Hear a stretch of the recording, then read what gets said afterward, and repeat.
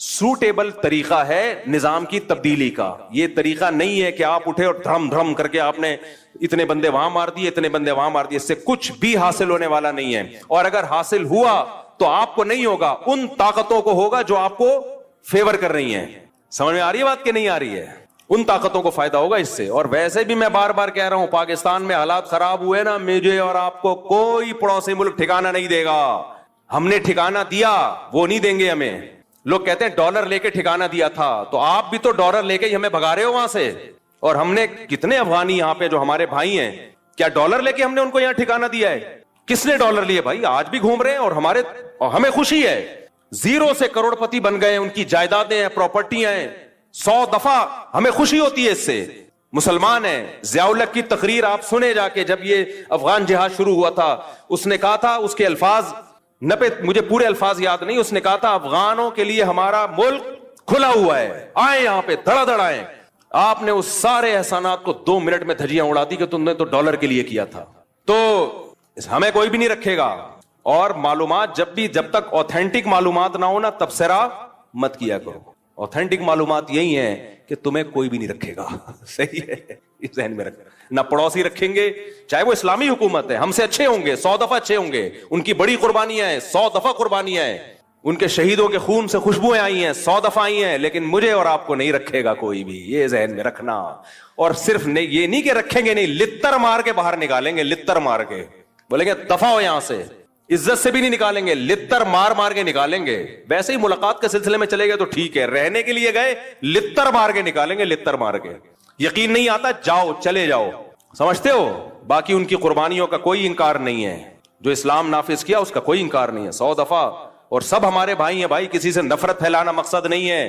جتنے پڑوسی ملک ہیں ہم ان سے ہم تو انڈیا سے دوستی کے قائل ہیں, جو خالصتاً کافر ملک ہے. بس صرف اتنی نالج دینا مقصد ہے کہ تمہیں کوئی رکھے گا نہیں. سمجھ رہے ہو؟ اور صرف نکالیں گے نہیں, لتر مار کے نکالیں گے. اس پہ لوگ اعتراض کر رہے ہیں میرے بیانات پہ. میں تو جو گراؤنڈ ریئلٹی وہ بیان کر رہا ہوں. باقی تو ہم تو دوستی کے قائل ہیں بھائی. اور جو بھی ہیں پڑوسی ملک کے ہمارے بھائی ہیں, 100 دفعہ آج بھی ہم ان کے لیے قربانی دینے کے لیے تیار ہیں. 100 دفعہ تیار ہیں. اس کو ہم سب سے بڑا جہاد سمجھتے ہیں. لیکن میں یہ بتا رہا ہوں کہ بس جو ظرف آپ کا ہے وہ ساری دنیا کے سب لوگوں کا نہیں. اس لیے اپنے ملک کی حفاظت کرو. آج ہم کسی کو پناہ بھی اس لیے دے رہے ہیں, دے بھی اس لیے رہے ہیں کہ ہمارے پاس ایک کنٹری ہے. نہیں ہوا ختم. بات کو میں سمیٹ کے ختم کرتا ہوں. تو اللہ 2 طرح سے مدد کرتا ہے انسانوں کی. بعض دفعہ اسباب کے بغیر, جیسے معجزے و کرامات. لیکن اللہ کی عادت کیا ہے؟ اسباب پیدا کر دیتا ہے. کیا پیدا کر دیتا ہے بھائی؟ اسباب. ایسی جگہ سے اسباب پیدا کرتا ہے جہاں سے آپ کا گمان بھی نہیں ہوتا. تو پھر ملحد کہتا ہے یار یہ تو سبب سے ہو رہا ہے نا, یہ تو سبب سے ہو رہا ہے, یہ تو سبب سے ہو رہا ہے, یہ تو اللہ کہاں کر رہا ہے. بھائی وہ سبب پیدا کس نے کیا ہے؟ اللہ نے کیا ہے. وہ سبب پیدا کرنے والا کون ہے؟ اسلام جو دنیا میں آیا, غالب آئے, وہ بھی تو اسباب سے آیا نا. وہ اسباب پیدا کس نے کیے؟ اللہ نے کیا. ایسی جگہ سے اللہ اسباب پیدا کرتے ہیں جہاں سے آپ کا گمان بھی نہیں ہوتا. اور بعض دفعہ اسباب فیل کون کرتا ہے؟ اللہ. آپ سمجھتے ہو بہت دولت آ گئی, بہت کچھ ہو گیا, آپ اللہ کو بھلا دیتے ہو. اللہ آپ سے دولت چھین لیتا ہے.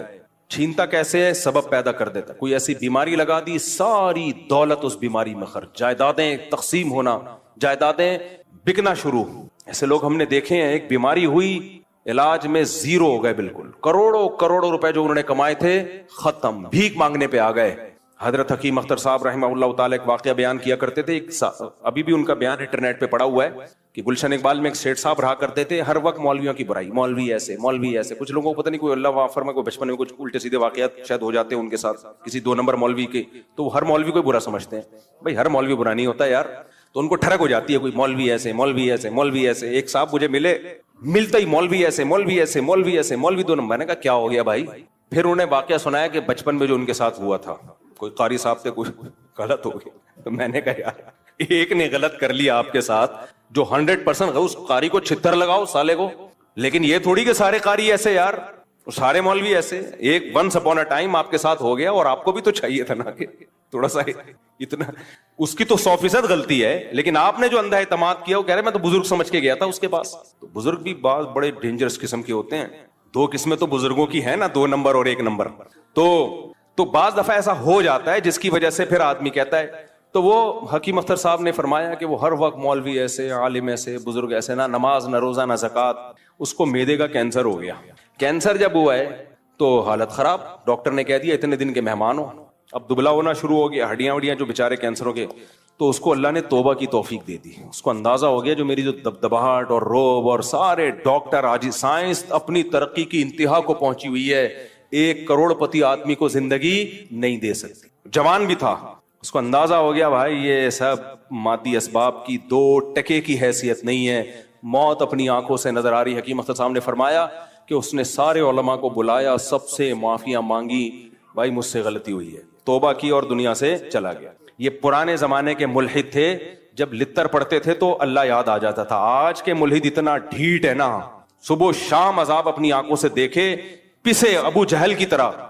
क्या अब्दुल्ला बिन मसूद उसकी सीने पे बैठे हुए हैं गर्दन काटने के लिए? उसको मान लेना चाहिए था ना, इस्लाम गालिब आ गया। देखो 313 को अल्लाह ने 1000 पे गालिब किया, लेकिन वो क्या कहता है, नीचे से गर्दन काटना, मरने के बाद पता चले किसी सरदार की गर्दन है। समझ रहे हैं? मरने के बाद पता चले। आज के मुल्हिद ऐसे हैं, अबू जहल जैसे।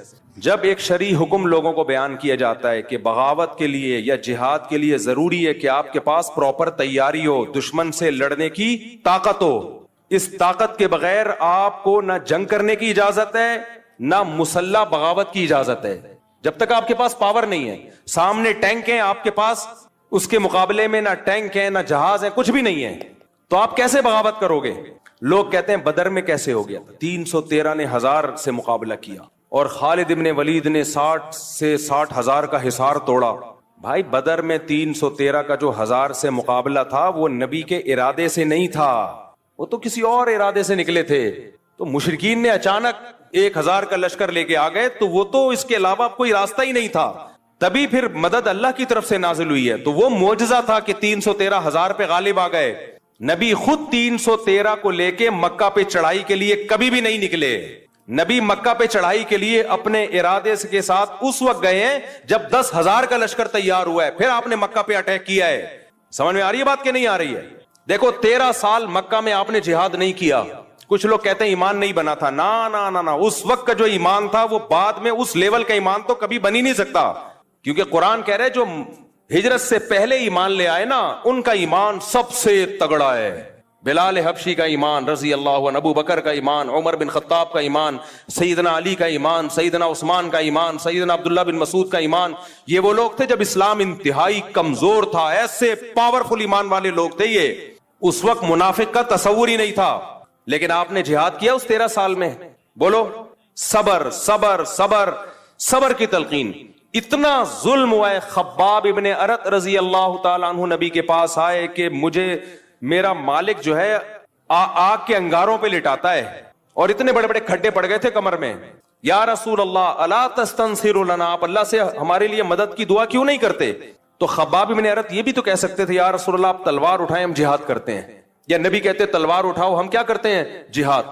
नहीं किया। आपने फरमाया सबर करो, एक दिन आने वाला है कि एक औरत जेवर से आरास्ता होके सन्ना तक चलेगी, इतना लंबा रास्ता तय करेगी, कोई उसे खौफ नहीं होगा, ऐसा अमन दुनिया में कायम होने वाला है। लेकिन तस्ताजिलून, तुम जल्दी कर रहे हो, तो क्यों तलवार नहीं उठाई? इसलिए कि बहुत थोड़े थे और काफिर बहुत ज्यादा पावर में थे। ग्राउंड रियलिटी और असबाब को सबसे ज्यादा फोकस इस्लाम करता है।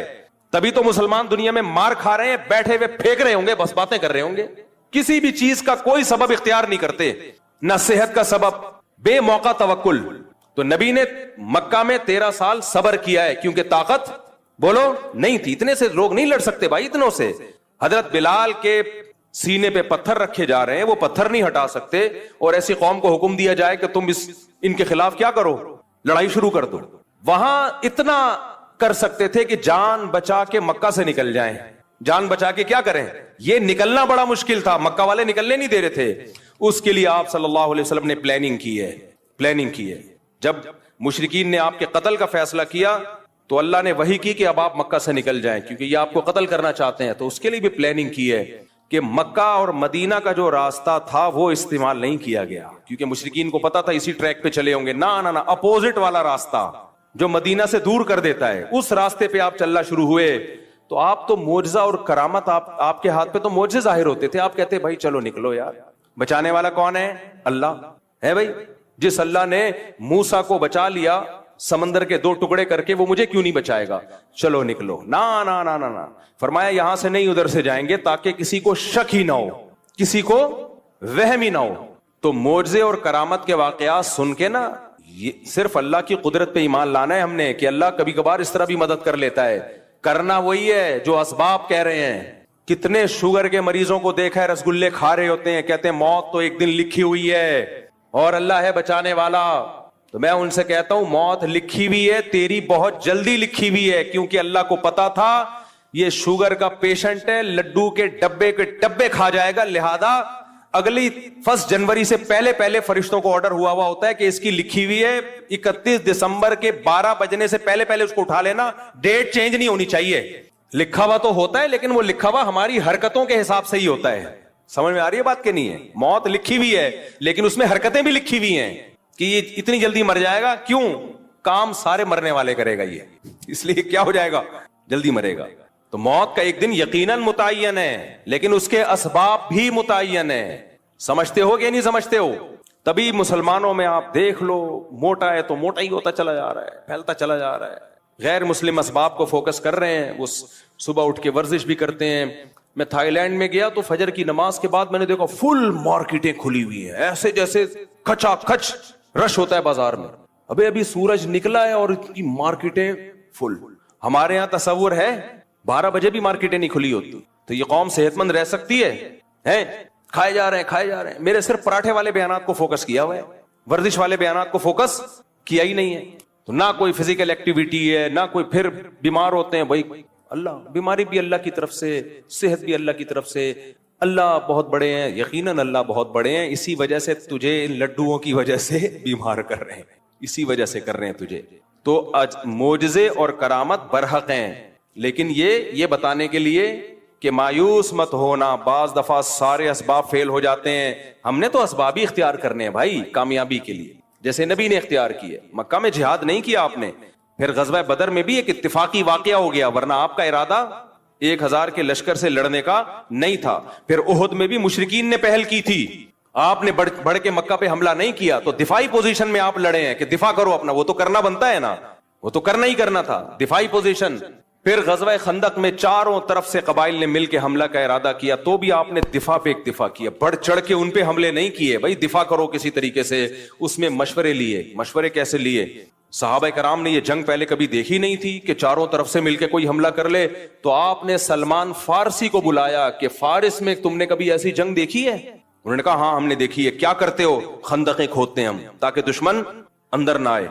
अब इसके अलावा कोई ऑप्शन ही नहीं था खंदक, वो खंदकें खोदना आसान काम नहीं था। वो ऐसा नहीं है किसी बिल्डिंग के लिए एक गड़ा खोदा जा रहा है, चारों तरफ वो तमाम एरियाज जहां से दुश्मन के आने का खतरा है, इतने बड़े गड्ढे खोदे जाएं कि दुश्मन का ऊंट और घोड़ा उनको क्रॉस कर ना सके। ये आसान काम था, जबकि मदीना इकोनॉमिकली उस वक्त इंतहाई कमजोर था। भूख से निढाल हो रहे हैं लोग, प्यास से निढाल हो रहे हैं, पेट पे पत्थर बांध रहे हैं, लेकिन आप कुदाल लेके गड्ढे खोद रहे हैं। वहां भी तो आप कह सकते थे भाई ये तो बहुत मुश्किल काम है, मदद का वादा किसने किया है? बोलो, अल्लाह ने किया है। मदद का वादा अल्लाह ने किया है, तो इतनी टेंशन नहीं भाई, बस थोड़ा बहुत मशवरा मैंने ले लिया हजरत अबू बकर से, हजरत उमर से। बाकी फारिस के लोग क्या करते हैं ऐसे मौके पे, वो तो है काफिर। हम लोग होते हैं बोलते काफिर का बच्चा है, उसकी टेक्नोलॉजी को कॉपी कर रहे हो, काफिर के बच्चे हो, हम ऐसे ही कहते हैं ना। वो काफिर का बच्चा हमें बताएगा कि हमने कैसे जंग लड़नी है। तो हजरत सलमान फारसी मोमिन थे, लेकिन जो स्ट्रेटेजी थी वो किसकी लेकर आ रहे थे? फारसियों की, जो उस वक्त आग की पूजा करते थे। तो नबी ने वो उसको कबूल किया कि बेहतरीन सजेशन है। जब अपना पूरा काम कंप्लीट किया तो फिर मोजज़े जाहिर होना शुरू हुए। फिर मोजज़े हुए हैं कि एक सरीद का प्याला वो 20 लोगों के लिए काफी हो गया। एक दूध का प्याला, एक प्याला है और सारे सहाबा उसको पी रहे हैं, वो प्याला खत्म नहीं हो रहा, क्योंकि जो आपका काम था आपने कर लिया। अब अल्लाह असबाब को फेल करके वो काम जो हमारे बस में नहीं है वो कौन करेगा? अल्लाह करेगा। गर्मी में हमें दुआ मांगने का हुक्म है, अल्लाहुम्मा अजिरना मिनन नार, अल्लाह हमें आग की गर्मी से बचाना। तो जो एथियस्ट हैं वो यही बात कहते थे, हम मर जाएंगे, खत्म हो जाएंगे, कोई दोबारा हशर नहीं है, कोई हिसाब व किताब नहीं है। अल्लाह ने जवाब देखें क्या दिया अजीब, फरमाया मा लहुम बिज़ालिका मिन इल्मिन, یہ لوگ جو یہ بات کر رہے ہیں نا کہ ہم مر کے ختم ہو جائیں گے، ان کے پاس اس دعوے کی کوئی دلیل نہیں ہے.